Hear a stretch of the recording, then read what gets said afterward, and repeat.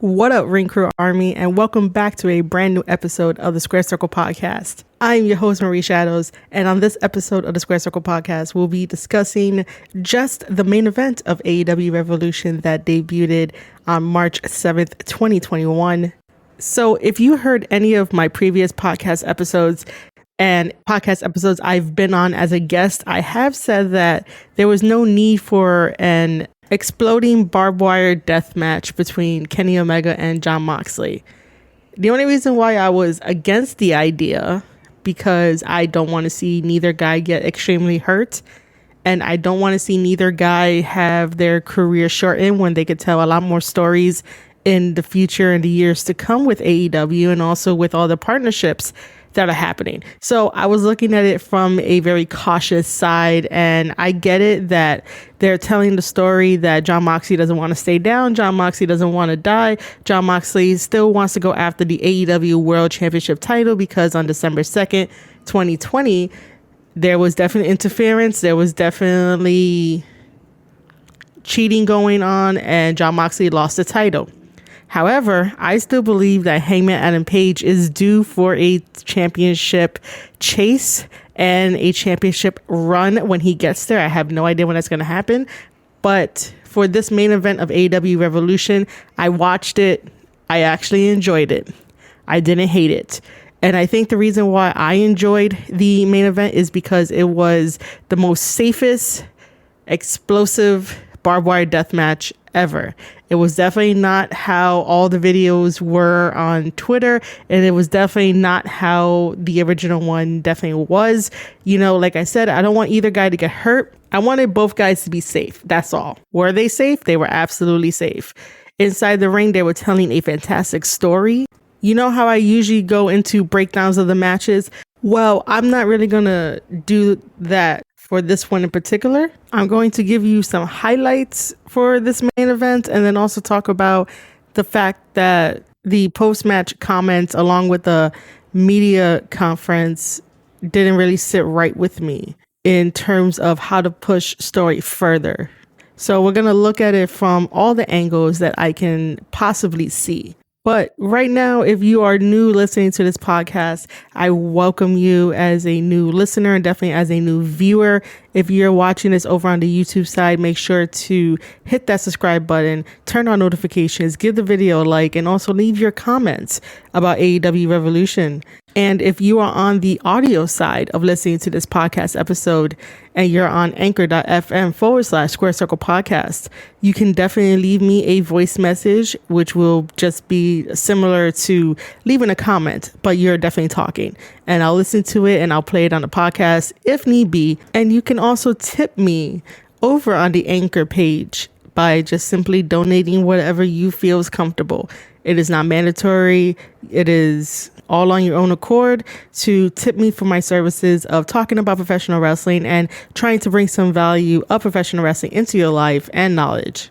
Anchor also does a great job of distributing my podcast episodes on Spotify, Apple Podcasts, and Google Podcasts. So if you listen to any other podcasts on those platforms, please make sure to give me a follow on there so you never miss a notification. Now, let's jump right back into the main event of AEW Revolution. I do want to say, though, that AEW Revolution as a whole, judging it from my Twitter timeline, it was 50-50 from both sides. And I think it got to that once we got to the main event. And at the end of the main event, that's when it just turned around to something different. Let me just quickly talk about the match card. And from the knowledge that I know, this is definitely not going to be a deep dive into AEW Revolution. I will probably have to go back and rewatch the whole thing and give you my complete thoughts, my complete breakdowns of AEW Revolution. But here we go. So the buy-in had Rio and Thunder Rosa versus Britt Baker, and Maki Ito was the surprise partner for Britt Baker because apparently Rebel was injured. So this was a very fun match to start off the show. I do think that it would have been best on the main card and put Miro and Kip Sabian versus Orange Cassidy and Chuck Taylor in the buy-in and have the women on the card. Like, I really wish that could have happened, because then Maki Ito would have had like a huger pop, and it would have like made everything flow as well, because you had that amazing Casino Battle Royale match, and you know, the atmosphere would have went with it. It would have been a fun atmosphere. Regardless, all 4 competitors are really great in the ring. Maki Ito is really something special, and she brings something unique to wrestling. Overall, like I said, this match was really fun to start out of the pay-per-view. We had Britt Baker and Maki Ito defeating Riho and Thunder Rosa in this match. After that, we end up having the main show, and we have the tag team championship starting off everything. So our champions, the Young Bucks, who are the AEW tag team champions, are defending their belts against Chris Jericho and MJF. I personally think that Chris Jericho and MJF do not need to form a tag team. The main tag team of the Inner Circle should have always been Santana and Ortiz, and then probably just some quick one-off tag team matches that maybe will feature Sammy Guevara and Jake Hager, or Jake Hager and Chris Jericho, you know, any of those combinations, but just as like a one-off, not really like how Santana and Ortiz are. Santana and Ortiz are a true tag team, so that's why it makes sense for them to be the official tag team of the Inner Circle. But then we got all this crazy storylines and crazy stuff here, and that wasn't the case. The team of the Inner Circle had to be Chris Jericho and MJF, so I managed to catch the highlights for this during Being the Elite, which drops today. Today is Monday, March 8th. So it looked really good. It looked like a really fun match to kick off the show. And at the end, the Young Bucks retained their AEW Tag Team Championships in this match. Next, we had the Casino Tag Team Battle Royale. And the final 2 was Rey Fenix and Jungle Boy. Jungle Boy has all the talent in the world, and he always comes up short, and I have no idea why that is, and it needs to be corrected. Either he needs to leave Jurassic Express and start training on his own and start developing more of his own style, which he really does. He has his own style. But like, I need Jungle Boy to get some victories under his belt. I need Jungle Boy to start having this mean streak and going after gold and everything. Like, he feels like he's just there, as if like he's still learning how to navigate the jungle, all puns intended, that is professional wrestling. While yes, Jungle Boy got a victory over Dax from FTR, that momentum, where is that momentum? You defeated a tag team specialist, and you yourself, Jungle Boy, is in a tag team with Luchasaurus and Marco Stunt, and you have a victory over Dax. And where is that momentum? Why is that momentum not pushing Jungle Boy to the moon? Why wasn't Jungle Boy in the ladder match to grab the brass ring and get yourself a TNT Championship title match? Cody already had his shot at the TNT Championship. There's no point for Cody to keep going after that belt. I understand he wants to completely uphold the honor of not going after the AEW World Heavyweight Championship title, but Jericho is no longer champion. I know he gave his word, but there's some technicality and some loopholes to where maybe he can insert himself into that storyline, but let that be a couple years down the line. I still need Hangman to take the belt off of Kenny Omega, and I hope that by the end of 2021, we get that somehow. Somehow we get that storyline in there. Anyway, back to this tag team royale match. So Rey Fenix eliminates Jungle Boy, and that allows Death Triangle, the team of Pac and Rey Fenix, to get a future tag team title shot against the Young Bucks. After that, we get the AEW Women's Championship match. Hikaru Shida is our champion versus Ryo Mizunami. I apologize for messing up her name. The winner of this match is definitely Hikaru Shida. She retains the championship title. I apologize. I did not get to see this match yet, but I will see this match and give you my complete thoughts on it. I do know that it's probably the most hard-hitting style of wrestling matches that AEW has had on their show and pay-per-views. and it's definitely straight out of New Japan Pro Wrestling and definitely Stardom. These two women know each other, so it was probably one of the best matches that they probably had. Whenever it comes to certain wrestlers, they always give it their all and have this magnificent chemistry where you could be like, yep, that was going to be a good match even if you didn't watch it. After that was the tag team match that featured Miro and Kip Sabian versus Orange Cassidy and Chuck Taylor. I honestly do not care for any of these men in this match. I really don't. I don't know where they're going with Miro and Kip. I never got invested in Orange Cassidy and Chuck Taylor and Trent Beretta. I just never got invested in those guys, so I can't really say anything. The winners of this match happen to be Miro and Kip defeating Orange Cassidy and Chuck Taylor by submission. Next, we get Hangman Adam Page versus Matt Hardy. I still do not know why this match needed to happen. I do not know where this falls into the Hangman storyline. Like, I really don't know. I already said my piece about Hangman Adam Page just floating around in the AEW universe and nothing's really happening. I love the fact that Hangman is hanging out with the Dark Order more and they're forming this friendship. However, Hangman Adam Page needs to buckle down and challenge Kenny Omega by the end of the year. The winner of this is Hangman Adam Page by defeating Matt Hardy with a pinfall to win all of Matt Hardy's first quarter earnings. Next, we get the Face of the Revolution ladder match, which featured Cody Rhodes taking on Penta, taking on Scorpio Sky, taking on Lance Archer, taking on Max Caster, and then our secret person that entered this ladder match, Ethan Page. So if you guys remember back on Impact, Ethan Page had his farewell match against the Karate Man, and Impact really gave us a different version of what Ethan Page had wanted us to watch. So he took some time off and to get recharged, and he is now all elite, and he entered into this ladder match to get a possible TNT title opportunity. I could tell you one thing, Ethan Page's arrival is definitely overshadowed by Christian signing a contract and being the hype person that had the wrestling community buzzing for the past week. But either way, Ethan Page is back in the wrestling ring. I'm going to say it right here on this podcast. I do not understand his hype. I really don't. I get it. He's probably a good worker. He could put on the show. He knows what to do. But as far as me getting behind him as a fan, I'm really not. I just do not understand the hype behind Ethan Page at all. Anyway, let's talk about the name of this ladder match. It's the Face of the Revolution. And they had ladders and then they had a brass ring hanging down above the ring. And I really need AEW to stop coming up with gimmick matches. Or I really need Cody Rhodes to stop coming up with gimmick matches. Do I think that that was a shot at WWE? Possibly not, possibly yes.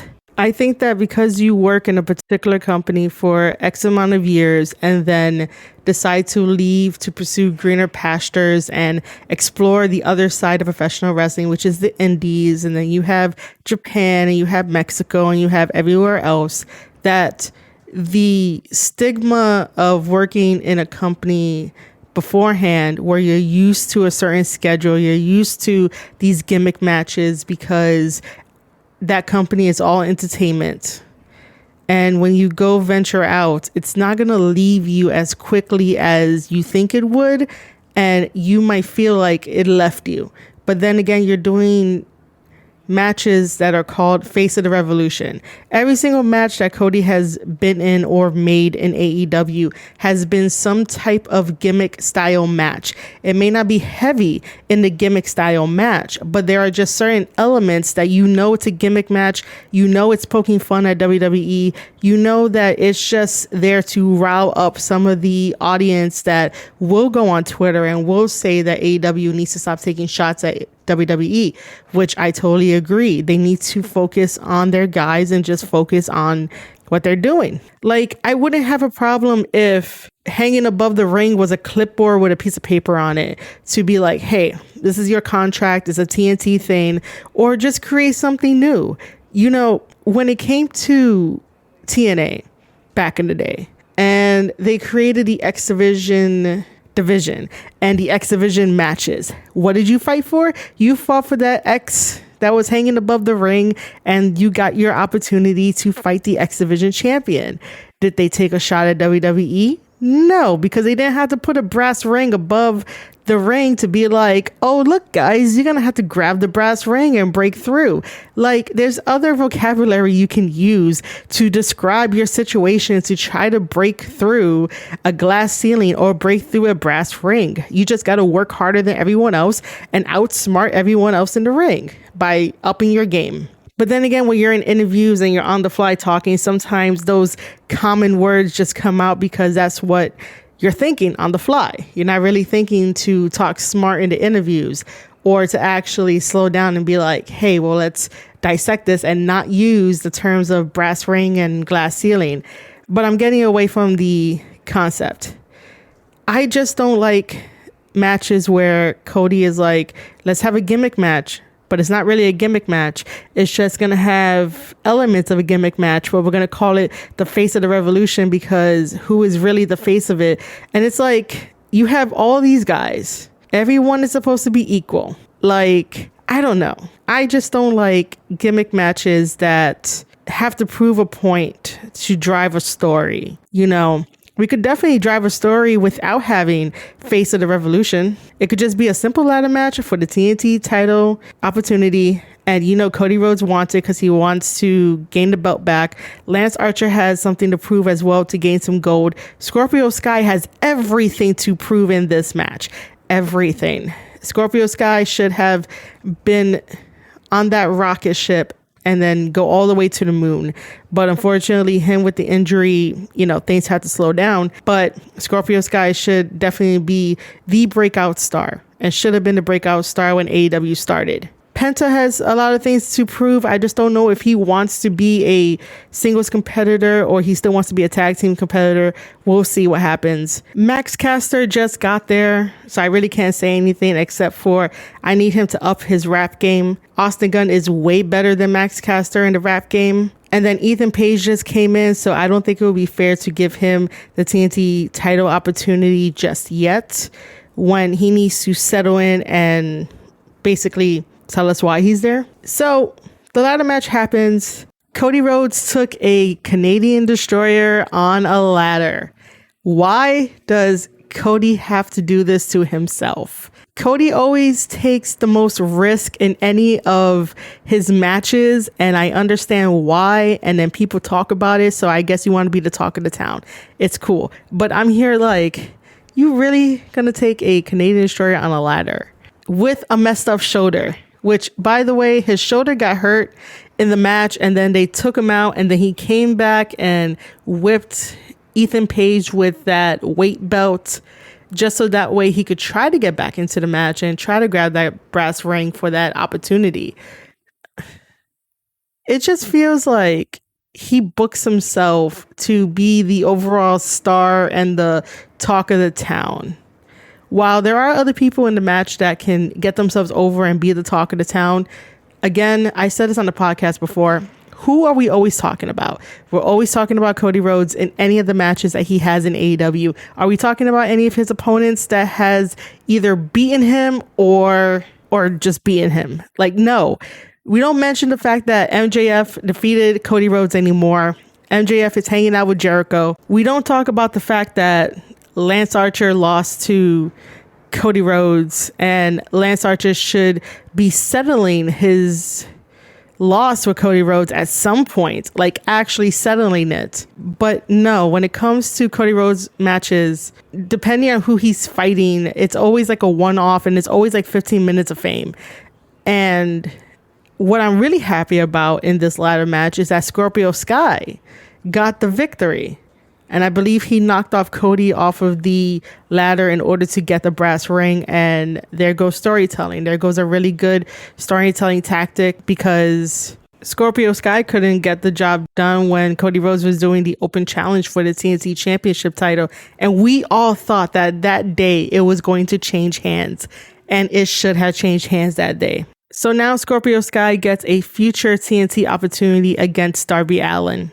I already mentioned that Christian was the surprised future Hall of Famer that signed with AEW. Congrats to him. After that, we get Sting and Darby Allin versus Brian Cage and Ricky Starks. This is a street fight. It was definitely cinematic. I didn't get the chance to fully watch it, but the winners of this match is Sting and Darby defeated Brian Cage and Ricky Starks via pinfall. Now we get to the main event of AEW Revolution, which is the exploding barbed wire death match. Kenny Omega, who is our AEW World Champion, taking on Jon Moxley. Jon Moxley, like I said earlier, wants revenge against Kenny Omega and definitely wants the AEW World Championship back, because on December 2nd, there was some cheating, even though, it's wrestling. You got to make sure you keep your championship titles by any means necessary.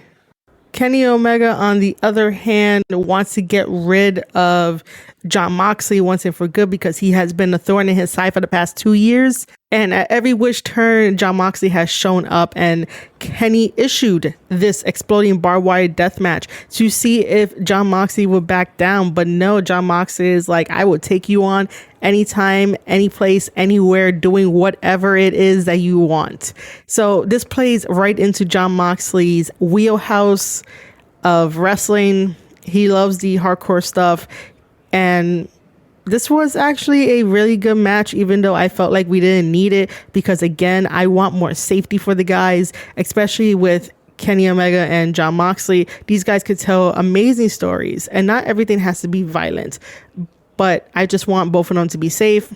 This was really the most safest exploding barbed wire death match to watch, and everything in there made sense. The storytelling was great.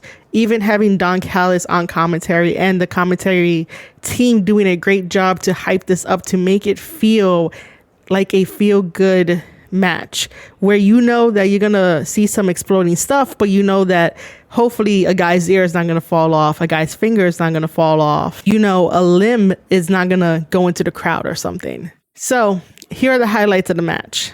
It starts off with Kenny and Jon Moxley trying to figure out exactly what to do in the beginning, because the moment that you throw somebody into the ropes, it goes an explosion. So neither of them wanted to feel that at first. But then as they started to get into it, Jon Moxley got busted open early, but he continued to fight. He was even thrown into one of the barbed wire covered boards that were propped up in the corner of the ring.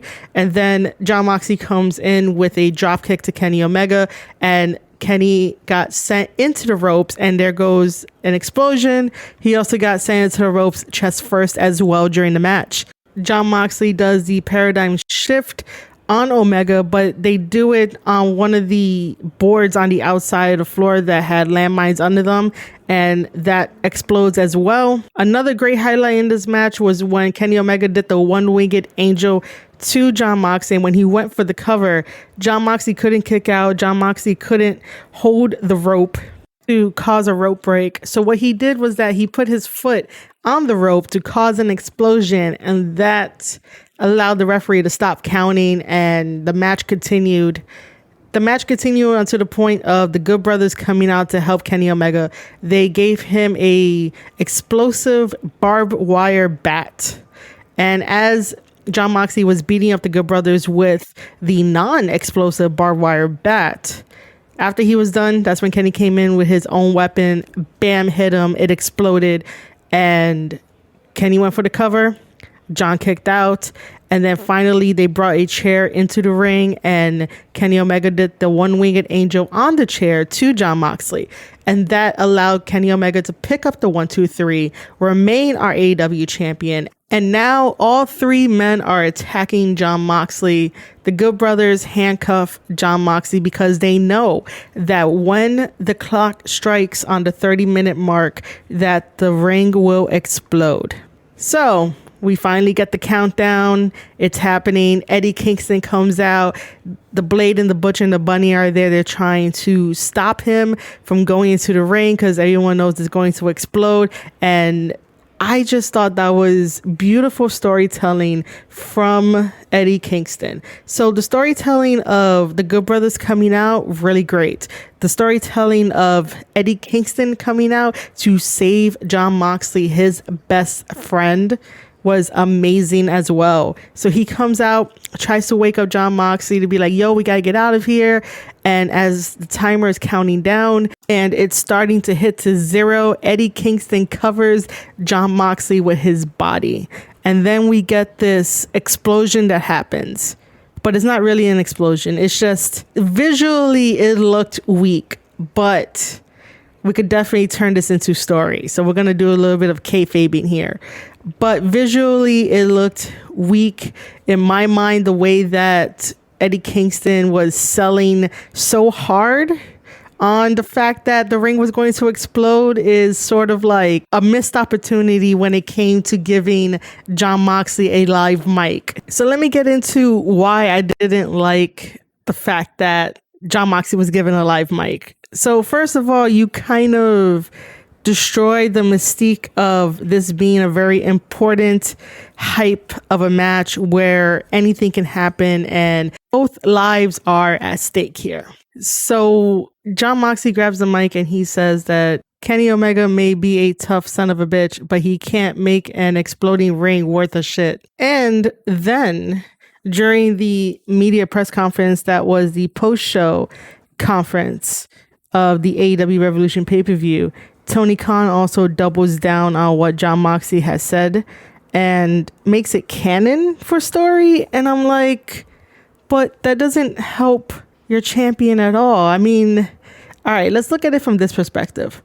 It helps Kenny Omega if Kenny Omega is trying to tell the cowardly story, even though he drew the schematics and the rules of this barbed wire match in crayon, but couldn't manage to get the job done by having the ring explode and take out Jon Moxley for good. Then maybe on AEW Dynamite, have Don Callis explain that Kenny Omega is his prize wrestler, is his cash cow, and he would never want Kenny Omega to be injured that bad to where he can never wrestle again, and it was only meant for Jon Moxley, so Jon Moxley cannot be there.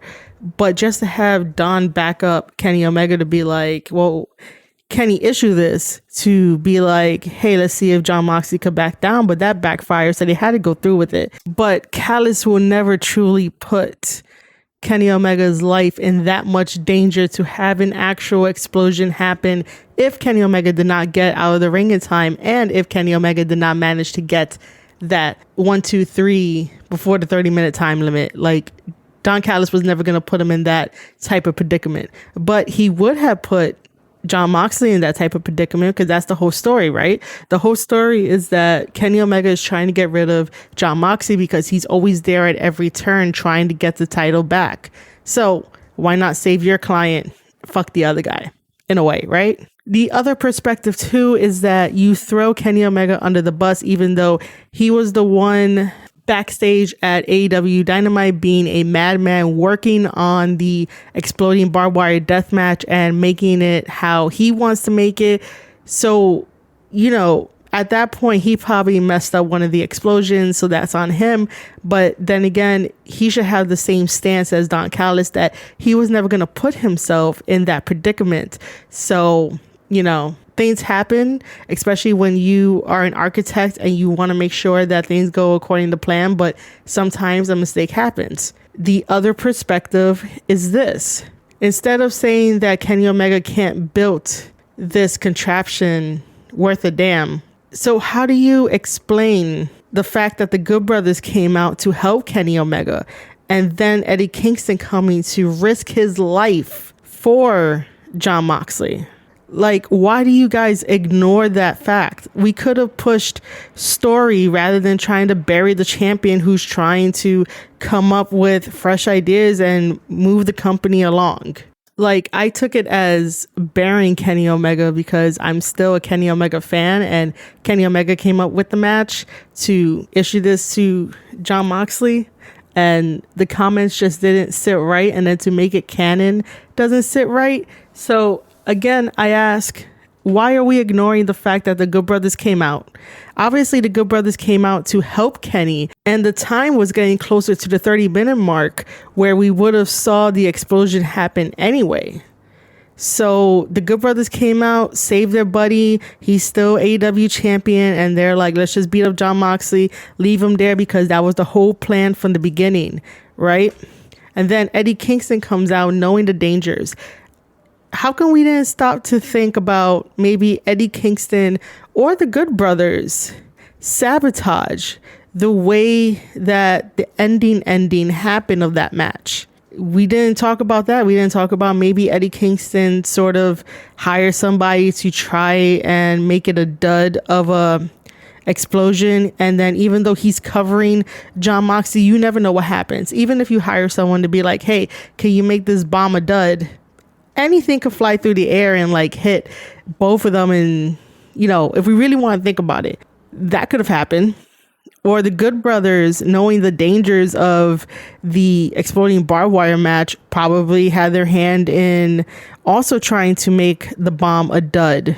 Why is it on Kenny Omega? Just because we saw him trying to fix up the exploding barbed wire match, that it's his fault? To me, to have Jon Moxley with a live mic while Eddie Kingston is selling so hard at the fact that he fainted from the fact that maybe there was going to be a huge ass explosion, takes away from the mystique and the money making barbed wire match that they had. It takes it away. It sort of reveals more than what it should have revealed. That's why sometimes I'm just like, don't give Moxley a live mic. Unless like he's gonna say thank you to the crowd. He could have did that and then just walked away and, you know, head to the back. And also to make sure that Eddie Kingston was okay.